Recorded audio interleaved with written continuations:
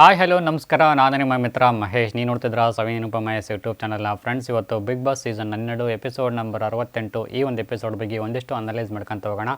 ಈ ಒಂದು ಎಪಿಸೋಡಲ್ಲಿ ಯಾರೆಲ್ಲ ಮತ್ತೆ ಜಗಳ ಮಾಡ್ಕೊಂಡ್ರು, ಯಾರ್ಯಾರ ನಡುವೆ ಒಂದಿಷ್ಟು ಮನಸ್ತಾಪಗಳಾಯಿತು, ಯಾರು ಈ ಒಂದು ಟಾಸ್ಕಲ್ಲಿ ಆಡುವಲ್ಲಿ ಯಶಸ್ವಿ ಆದರು, ಅಶ್ವಿನಿ ಗೌಡ ಅವರು ಕ್ಯಾಪ್ಟನ್ಸಿ ಟಾಸ್ಕಲ್ಲಿ ಆಟ ಆಡುವಾಗ ಎಡವಿದ್ದಿರಲಿ, ಈ ವಾರ ಮನೆಯ ಕ್ಯಾಪ್ಟನ್ ಆಗಿ ಜೋಡಿಯಾಗಿ ಆಯ್ಕೆಯಾಗಿರ್ತಕ್ಕಂಥವ್ರು ಯಾರು ಅನ್ನೋ ವಿಚಾರ ಕುರಿತು ಈ ಒಂದು ವಿಡಿಯೋದಲ್ಲಿ ಸಂಪೂರ್ಣವಾಗಿ ನಿಮ್ಗೆ ತಿಳಿಸ್ಕೊಡ್ತಾ ಹೋಗ್ತೀನಿ.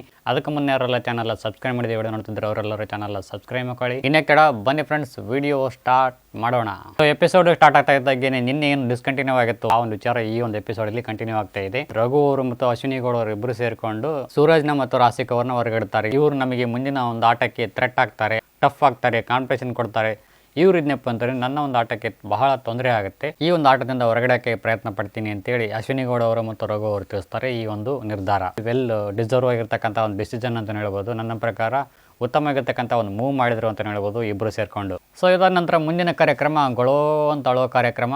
ರಾಸಿಕಾ ಮತ್ತು ಸೂರಜ್ ಅವರ ಕಡೆಯಿಂದ ಈ ಒಂದು ಕಾರ್ಯಕ್ರಮದ ಪ್ರಾಯೋಜಕರು ರಘು ಅವರು ಹಾಗೂ ಅಶ್ವಿನಿ ಗೌಡ ಅವರು. ಪ್ರತಿ ವಾರದಂತೆ ಜನರಿಗೆ ಮನೋರಂಜನೆ ಕೊಡುವಲ್ಲಿ ಯಶಸ್ವಿಯಾಗಿ ಕಂಡು ಬರ್ತಾ ಇದ್ದಾರೆ. ಈ ಒಂದು ಅಳುವ ಕಾರ್ಯಕ್ರಮದಲ್ಲಿ ರಾಸಿಕಾ ಅವರು ಮತ್ತು ಸೂರಜ್ ಅವರು ಪ್ರತಿ ವಾರದಂತೆ ಈ ವಾರ ಸಹ ಈ ಒಂದು ಅಳುವ ಕಾರ್ಯಕ್ರಮ ತುಂಬಾನೇ ಅದ್ದೂರಿಯಾಗಿ ಮೂಡಿ ಬರ್ತಾ ಇದೆ. ಅಭಿಮಾನಿಗಳು ಜಾಸ್ತಿ ತಲೆ ಕೆಡಿಸಿಕೊಳ್ಳದೆ ಶಾಂತಚಿತ್ತತೆಯಿಂದ ಈ ಒಂದು ಕಾರ್ಯಕ್ರಮವನ್ನು ವೀಕ್ಷಣೆ ಮಾಡಬೇಕು, ಹಾಗೆಯೇ ಆಲಿಸಬೇಕೆಂದು ತಮ್ಮಲ್ಲಿ ವಿನಂತಿಸಿಕೊಳ್ಳುತ್ತೇವೆ. ಏನಮ್ಮ ನಿನ್ಗೋಳು ಒಂದ ಎರಡ ಪ್ರತಿ ವಾರ ಇದೇ ಆಗೋಯ್ತಲ್ಲಮ್ಮ ನಿನ್ಗೋಳು, ಮತ್ತೆ ಲತ್ತೆ ಹೊಡಿತಾ ನಿನಗೆ ಕ್ಯಾಪ್ಟನ್ಸಿ ಟಾಸ್ಕ್ಗೆ ಹೊರಗೆ ಹೋಗ್ತೀಯಾ, ಅಲ್ಲಿಂದ ಹೋಗಿ ಟುಬುಕ್ಕನ ಬಿದ್ದು ಹೋಗ್ಬಿಡ್ತೀಯ. ನೆಕ್ಸ್ಟ್ ಆಟನ ಗೆದ್ನಪ್ಪ ಗಿಲ್ಲಿ ಅವ್ರನ್ನ ಹೊರಗಾಕಕ್ಕೆ ಪ್ರಯತ್ನ ಪಡ್ತೀಯಾ ಅಂತ ಕೇಳ್ತಾರೆ ರಕ್ಷಿತಾ ಅವರಿಗೆ. ಮನೆ ಸದಸ್ಯರೆಲ್ಲ ಸೇರ್ಕೊಂಡು ಇಲ್ಲ ನಾನು ಹಂಗೇನೋ ಮಾಡಂಗಿಲ್ಲ, ನಾನು ಗಿಲ್ಲಿ ಅವ್ರಿಗೆ ಸಪೋರ್ಟ್ ಮಾಡ್ತೀನಿ ಹೊರತು ದ್ರೋಹ ಬಗೆಯಂಗಿಲ್ಲ ಅಂತ ಹೇಳಿ ತಿಳಿಸ್ತಾರೆ. ಈ ಒಂದು ಆನ್ಸರ್ ಕೇಳಿದ ತಕ್ಷಣ ಎಲ್ಲರಿಗೂ ಶಾಕ್ ಆಗುತ್ತೆ ಅಂತ ಹೇಳ್ಬೋದು. ಯಾಕೋ ಈ ನಡುವೆ ರಕ್ಷಿತ್ ಅವರು ಪ್ರೇಕ್ಷಕರಿಗೆ ಅರ್ಥನೇ ಆಗ್ತಾ ಇಲ್ಲ, ಒಂಥರ ಧ್ರುವನ್ ತರ ಕನ್ವರ್ಟ್ ಆಗ್ತಾ ಇದ್ದಾರೆ ರಕ್ಷಿತ್ ಅವರು. ಈ ಒಂದು ವೀಕಲ್ಲಿ ನಾಮಿನೇಷನ್ ಮಾಡೋದು ಇವ್ರಿ, ಮತ್ತೆ ಕ್ಯಾಪ್ಟನ್ಸಿ ಸಪೋರ್ಟ್ ಮಾಡೋದು ಇವ್ರಿ. ನಾಮಿನೇಷನ್ ಬೇರೆ ಅಂತೆ, ಕ್ಯಾಪ್ಟನ್ಶಿಪ್ನು ಬೇರೆ ಅಂತೆ. ಆಡಿಯನ್ಸ್ಗೆ ಕನ್ಫ್ಯೂಷನ್ ಆಗಿಬಿಟ್ಟಿದ್ದಾರೆ, ಹೆಂಗೆ ಇವ್ರಿಗೆ ಫ್ಯಾನ್ ಆಗಬೇಕು ಅನ್ನೋ ರೇಂಜ್ಗೆ ಕನ್ಫ್ಯೂಸ್ ಆಗಿಬಿಟ್ಟಿದ್ದಾರೆ. ಸೊ ಇದಾದ ನಂತರ ಬಿಗ್ ಬಾಸ್ನವರು ಗೇಮ್ ಕೊಡ್ತಾರೆ. ಎರಡು ಜೋಡಿಗಳ ಕೈಯಲ್ಲಿ ಒಂದೊಂದು ಕೋಲ್ ಕೊಟ್ಟಿರ್ತಾರೆ. ಆ ಕೋಲ್ಗಳ ಮುಖಾಂತರ ಚೆಂಡನ್ನು ಸಂಗ್ರಹಿಸಿಕೊಂಡು ಬಂದು ತಮ್ಮ ಒಂದು ಮೀಸಲಾಗಿರ್ತಕ್ಕಂಥ ಒಂದು ಬಾಕ್ಸಲ್ಲಿ ಅವುಗಳನ್ನು ಸಂಗ್ರಹಿಸಬೇಕಾಗುತ್ತೆ. ಪ್ರತಿಯೊಂದು ಚೆಂಡಿಗೆ ಒಂದು ಅದರದ್ದೇ ಆಗಿರ್ತಕ್ಕಂಥ ಬೆಲೆಗಳಿರ್ತವೆ. ಕೆಲವೊಂದು ಚೆಂಡುಗಳಿಗೆ 10, ಕೆಲವೊಂದು ಚೆಂಡುಗಳಿಗೆ 30, ಕೆಲವೊಂದು ಚೆಂಡುಗಳಿಗೆ 50, ಸಣ್ಣ ಸಣ್ಣ ಚೆಂಡುಗಳಿಗೆ 200 ಈ ರೀತಿಯಾಗಿ ಬೆಲೆಗಳು ನಿಗದಿಯಾಗಿರ್ತವೆ ಆ ಒಂದು ಚೆಂಡುಗಳಿಗೆ. ಅವುಗಳನ್ನು ಸಂಗ್ರಹಿಸ್ಕೊಂಡ್ಬಂದು ಯಾರು ಹೆಚ್ಚು ಸಂಗ್ರಹಿಸಿರ್ತಾರೆ ಅವರಿಗೆ ಮುಂದಿನ ಹಂತಕ್ಕೆ ತೇರ್ಗಡೆ ಆಗಲು ಅರ್ಹರಾಗುತ್ತಾರೆ. ಸೊ ಈ ಒಂದು ನಿಟ್ಟಿನಲ್ಲಿ ತುಂಬಾ ಚೆನ್ನಾಗಿ ಆಟ ಆಡಿದ್ರು ಅಂತ ಹೇಳ್ಬೋದು ಪ್ರತಿಯೊಬ್ಬ ಸದಸ್ಯರೆಲ್ಲರೂ ಸೇರಿಕೊಂಡು, ಕಾವ್ಯ ಮತ್ತು ಗಿಲ್ಲಿಯವ್ರನ್ನ ಹೊರತುಪಡಿಸಿ. ಸೊ ಇದಾದ ನಂತರ ಬಿಗ್ ಬಾಸ್ನವರು ಬಂದು ಯಾರು ಬಳಿ ಹೆಚ್ಚು ಚೆಂಡುಗಳು ಸಂಗ್ರಹವಾಗಿದ್ದಾವೆ ಅಂತ ಹೇಳಿ ಕೇಳ್ತಾರೆ. ತುಂಬ ಕಡಿಮೆ ಆಗಿರ್ತಕ್ಕಂಥ ಗಿಲ್ಲಿಯವರು ಮತ್ತು ಕಾವ್ಯವ್ರನ್ನ ಈ ಒಂದು ಕ್ಯಾಪ್ಟನ್ಸಿ ಟಾಸ್ಕ್ ಓಟದಿಂದ ಹೊರಗಡೆ ಇಡುತ್ತಾರೆ.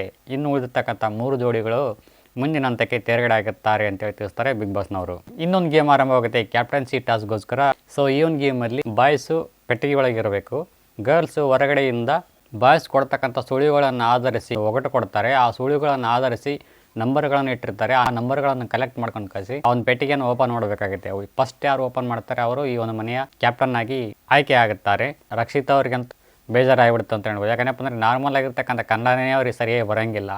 ಇನ್ನು ಡಿ ಕೋಡ್ ಆಗಿರ್ತಕ್ಕಂಥ ಒಂದು ಒಗಟಾಗಿರ್ತಕ್ಕಂಥ ಒಂದು ಕನ್ನಡ ಪದ ಅರ್ಥ ಮಾಡಿಕೊಂಡು ಅದು ಡಿ ಕೋಡ್ ಮಾಡಿ ಅದು ಎಲ್ಲಿದೆ ಅಂತ ಹುಡುಕಿ ಹೇಳ್ಬೇಕಂತಂದ್ರೆ ತುಂಬಾನೇ ಕಷ್ಟ ಆಗುತ್ತೆ ಅಂತ ಹೇಳ್ಬೋದು. ಈ ಒಂದು ಗೇಮಲ್ಲಿ ತುಂಬಾನೇ ಬ್ಯಾಕ್ ಆಗ್ತಾರೆ. ಈ ಒಂದು ಆಟದಲ್ಲಿ ತುಂಬಾನೇ ಡಿಕೋಡ್ ಮಾಡಿ ಒಂದು ಒಗಟನ್ನ ಬಿಡಿಸಿ ಆಟ ಆಡಿದ್ದು ಚೈತ್ರ ಅವರಾಗಿರ್ಬೋದು, ಅಶ್ವಿನಿ ಗೌಡ ಅವರಾಗಿರ್ಬೋದು. ಅಶ್ವಿನಿ ಗೌಡ ಅವರು ಎಡವಿದ್ದಲ್ಲಿ ಅನ್ನೊಂದು ವಿಚಾರಕ್ಕೆ ಬರೋದಾದ್ರೆ ಈ ಒಂದು ಗೇಮಲ್ಲಿ ಹಲವಾರು ಒಂದಿಷ್ಟು ಗೊಂದಲಗಳು ಶುರು ಆಗ್ತಾ ಹೋಗ್ತವೆ ನಮಗೆ. ಸೊ ಮೊದಲನೇದಾಗಿ ಒಂದೊಂದಾಗಿ ನೋಡ್ಕೊಂತ ಹೋಗೋಣ. ತುಂಬಾನೇ ಮಾತಾಡೋದಿದೆ ಈ ಒಂದು ಗೇಮ್ನ ಕುರಿತು, ಯಾವ ಸರಿ ಯಾವ ತಪ್ಪು ಅನ್ನೋ ವಿಚಾರ ಕುರಿತು ಒಂದಿಷ್ಟು ಕೂಲಂಕಷವಾಗಿ ವಿಚಾರ ಮಾಡ್ಕೊಂತ ಹೋಗೋಣ. ಮೊದಲನೇದಾಗಿ ಬರ್ತಕ್ಕಂಥದ್ದು ರಕ್ಷಿತಾ ಅವರ ವಿಚಾರಕ್ಕೆ ಬರೋಣ. ಪ್ರಶ್ನೆಗಳು ಏನೇನಿದ್ದಾವೆ, ಅವುಗಳ ಕುರಿತು ಯಾರು ಏನೇನನ್ನು ಮಾಡಿದ್ರು, ಅವ್ರು ಫೈಂಡ್ ಔಟ್ ಮಾಡಿದ್ರ ರಕ್ಷಿತಾ ಅವರು, ಅವ್ರಿಗೆ ಅರ್ಥ ಆಯ್ತಾ ಅನ್ನೋ ವಿಚಾರ ಕುರಿತು ಸ್ವಲ್ಪ ವಿಚಾರ ಮಾಡ್ಕೊಂತ ಹೋಗೋಣ. ರಕ್ಷಿತ್ ಅವರಿಗೆ ಮೊದಲನೇದಾಗಿ ಬರ್ತಕ್ಕಂಥ ಪ್ರಶ್ನೆ ಯಾವುದು ಅನ್ನೋ ವಿಚಾರಕ್ಕೆ ಬರೋದಾದ್ರೆ, ಎಷ್ಟೇ ದೂರ ಇದ್ದರೂ ನೀವೆಲ್ಲ ನನಗೆ ಹತ್ತಿರ, ಇದ್ರದ್ದು ಒಂದು ಉತ್ತರ ಬೈನಕುಲರ್ ಅಂತೇಳಿ. ಈ ಒಂದು ಚಿತ್ರದಲ್ಲಿ ಅವರ ಒಂದು ಕೋಡ್ ಅಂದ್ರೆ ಒಂದು ನಂಬರ್ ಅಡಗಿರುತ್ತೆ, ಅದನ್ನ ಹುಡುಕ್ಬೇಕಾಗತ್ತೆ ರಕ್ಷಿತಾ ಅವರು. ಸೊ ಹುಡುಕ್ಲೇ ಇಲ್ಲ, ಹುಡುಕಿದ್ದು ಎಲ್ಲೂ ಸಿಗಲೇ ಇಲ್ಲ, ನಮಗೆ ಕಾಣಲೂ ಇಲ್ಲ.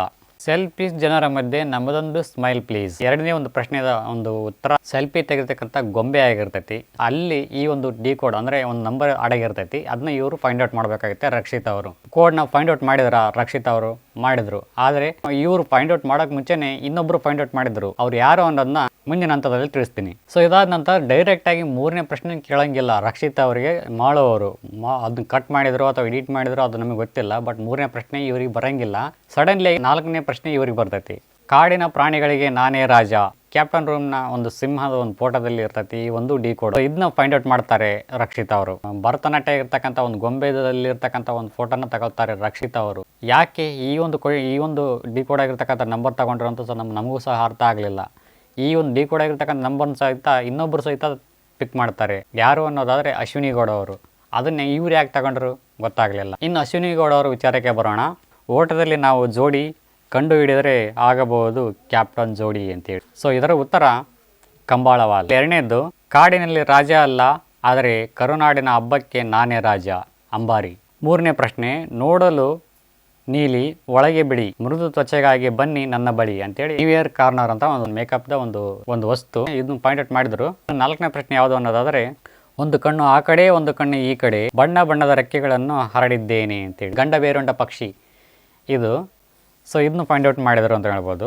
ಒಂದು ಮಿಸ್ಟೇಕ್ ಎಲ್ಲಿ ಮಾಡಿದ್ರು ಅಂತ ಅನ್ನೋದಾದರೆ ಇವರು ರಕ್ಷಿತಾ ಅವ್ರದ್ದು ಒಂದು ಸೆಲ್ಫಿಯಲ್ಲಿರ್ತಕ್ಕಂಥ ಕ್ವಶನ್ ಇರ್ತೈತೆ ನೋಡಿ, ಅಲ್ಲಿ ಇವರು ಹೋಗಿ ಕನ್ಫ್ಯೂಷನ್ ಮಾಡ್ಕೊತಾರೆ. ಆ ಒಂದು ಟಿಕೆಟ್ನ ತಗೊಂಬಂದ್ಬಿಡ್ತಾರೆ ಇವರು. ಇಲ್ಲಿ ನೋಡ್ತಿರ್ಬೋದು, ಇಲ್ಲಿ ಹಾಕ್ತೀವಿ ನೋಡಿ, ಆ ನಂಬರ್ ತಗೊಂಬಂದು ಕನ್ಫ್ಯೂಷನ್ ಮಾಡ್ಕೊತಾರೆ. ತದನಂತರ ಇದನ್ನು ನಂಬರ್ ಅಲ್ಲ ಅಂತೇಳಿ ಕೇಸಿ ಮತ್ತೆ ಒಳ್ಳೆ ಹೋಗಿಸಿ ಅಲ್ಲೇ ಇಡ್ತಾರೆ. ಅಲ್ಲೇ ಇಟ್ಟ ನಂತರ ಮತ್ತೆ ಒಳ್ಳೆ ರಿಟರ್ನ್ ಬಂದು ಮತ್ತೆ ಒಳ್ಳೆ ಫೈಂಡ್ ಔಟ್ ಮಾಡಿಕೊಂಡು ಓಸ್ ನಂಬರ್ನ ಕಲೆಕ್ಟ್ ಮಾಡಿಕೊಂಡು ಫಸ್ಟ್ ಯಾವುದು ಸೆಕೆಂಡ್ ಯಾವುದು ಥರ್ಡ್ ಯಾವುದು ಅನ್ನೋ ವಿಚಾರ ಮಾಡುವಲ್ಲಿ ತುಂಬಾ ವಿಫಲರಾದರು. ಆಮೇಲೆ ಇದರಲ್ಲಿ ಇನ್ನೊಂದು 6 ಮತ್ತು 9 ಈ ಒಂದು ಸಂಖ್ಯೆ ಬಂದ್ಬಿಡ್ತೈತಿ. ಸೊ ಯಾವುದು 6 ಪ್ರೆಸ್ ಮಾಡಬೇಕಾ ಅಥವಾ 9 ಪ್ರೆಸ್ ಮಾಡಬೇಕಾ ತುಂಬಾ ಡೌಟ್ ಕ್ರಿಯೇಟ್ ಆಗುತ್ತೆ ಅಶ್ವಿನಿ ಗೌಡ ಅವರಿಗೆ. ಈ ಒಂದು ಗೇಮಲ್ಲಿ ಬ್ಯಾಕ್ ಆಗೋಕ್ಕೆ ಇವರಿಗೆ ಮೇನ್ ಕಾರಣ ಆಗಿರ್ತಕ್ಕಂಥ ಒಂದು ಅಂಶ ಆಗುತ್ತೆ. ಚೈತ್ರ ಅವ್ರ ವಿಚಾರಕ್ಕೆ ಬರೋಣ.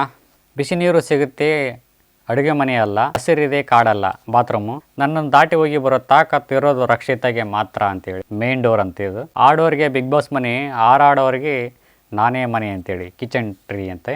4ನೇ ಪ್ರಶ್ನೆ ಯಾವುದು ಅನ್ನೋದಾದರೆ ಋಣಾತ್ಮಕತೆಯ ಒಡೆಯ ನಾನು, ನನ್ನನ್ನು ಗೆಲ್ಲಲಿದ್ದೀಯೋ ನೀನು ಅಂತೇಳಿ ಉತ್ತರ ಟೈಗರ್ ವಾಲು. ತುಂಬಾ ಚೆನ್ನಾಗಿ ಫೈಂಡ್ ಔಟ್ ಮಾಡಿದ್ರು ಅಂತ ಹೇಳ್ಬೋದು. ಆ ನಂಬರ್ಗಳನ್ನು ಹಾಕುವಲ್ಲಿ ಯಶಸ್ವಿಯಾಗಿ ಈ ಒಂದು ಕ್ಯಾಪ್ಟನ್ಶಿಪ್ ಆಟದಿಂದ ಕ್ಯಾಪ್ಟನ್ ಆಗಿ ಆಯ್ಕೆ ಆಗುತ್ತಾರೆ. ಏನು ಗುರು ಹಿಂಗಾಗಿತ್ತಲ್ಲ, ಮತ್ತೆ ಕೆಲಸ ಕೋಟದಿಂದ ಮತ್ತಿಬ್ಬರು ದಂಡಪಿಂಡಗಳು ಕ್ಯಾಪ್ಟನ್ ಆಗಿಬಿಟ್ರಲ್ಲ ಗುರು. ಇನ್ನು ಇವ್ರನ್ನ ಟಚ್ ಮಾಡೋಕ್ಕಾಗಂಗಿಲ್ಲ. ನಾಮಿನೇಷನ್ ಪ್ರಕ್ರಿಯೆಯಿಂದ ಸತತವಾಗಿ 80 ದಿನಗಳವರೆಗೆ ಇವರೊಂದು ಜರ್ನಿ ಈ ಒಂದು ಬಿಗ್ ಬಾಸ್ ಮನೆಯಲ್ಲಿ ಕಂಟಿನ್ಯೂ ಆಗುತ್ತೆ, ಕನ್ಫರ್ಮ್ ಆಗೋಯಿತು. ಪ್ರಬಲ ಸ್ಪರ್ಧಿಗಳಿಗೆ ತುಂಬಾ ಎಫೆಕ್ಟ್ ಆಗುತ್ತೆ ಈ ಒಂದು 2 ವೀಕಲ್ಲಿ. ಸೊ ಮುಂದಿನ ವಾರ ಏನು ಫ್ಯಾಮಿಲಿ ರೌಂಡ್ ಇದ್ದರೂ ಇರ್ಬೋದು. ಕ್ಯಾಪ್ಟನ್ಶಿಪ್ನ ಸ್ಪಂದನ ಅವರು ಯಾವ ರೀತಿ ಕಂಟಿನ್ಯೂ ಮಾಡ್ತಾರೆ. ಒಟ್ಟಾರೆ ಹೇಳ್ಬೇಕಂದ್ರೆ ಸ್ಪಂದನ ಅವರು ಅಭಿ ಅವರು ಕ್ಯಾಪ್ಟನ್ ಆಗಿದ್ದು ಯಾರಿಗೆಲ್ಲ ಇಷ್ಟ ಆಗಿತ್ತು, ಆಮೇಲೆ ಯಾರಿಗೆಲ್ಲ ಕಷ್ಟ ಆಯಿತು ಅನ್ನೋ ವಿಚಾರ ಕುರಿತು ನಿಮಗೆ ಅನಿಸಿದ್ದು ನಿಮ್ಮ ಅನಿಸಿಕೆ ಮತ್ತು ಅಭಿಪ್ರಾಯಗಳನ್ನು ಕಮೆಂಟ್ ಮುಖಾಂತರ ತಿಳಿಸಿ. ಸೊ ನನ್ನ ಪ್ರಕಾರ ಡಿಸರ್ವ್ ಇಲ್ಲ ಅಂತ ನನ್ನೊಂದು ಅನಿಸಿಕೆ ಆಗುತ್ತೆ. ಬೇರೆ ಯಾರಿಗಾದರೂ ಚಾನ್ಸ್ ಸಿಗ್ಬೋದಿತ್ತು, ಡಿಸರ್ವ್ ಇದ್ದರು, ಆಟನ ಆಡಿದ್ರು. ಬಟ್ ಇವರು ನೋ ವೇ, ಚಾನ್ಸೇ ಇಲ್ಲ. ಇದಾಗಿತ್ತು ಇವತ್ತು ವಿಡಿಯೋ ಇಷ್ಟ ಇದ್ದರೆ ಲೈಕ್ ಮಾಡಿ, ಕಾಮೆಂಟ್ ಮಾಡಿ, ಶೇರ್ ಮಾಡಿ ಅಂತ ಹೇಳ್ತಾ thank you for watching. Thank you, bye.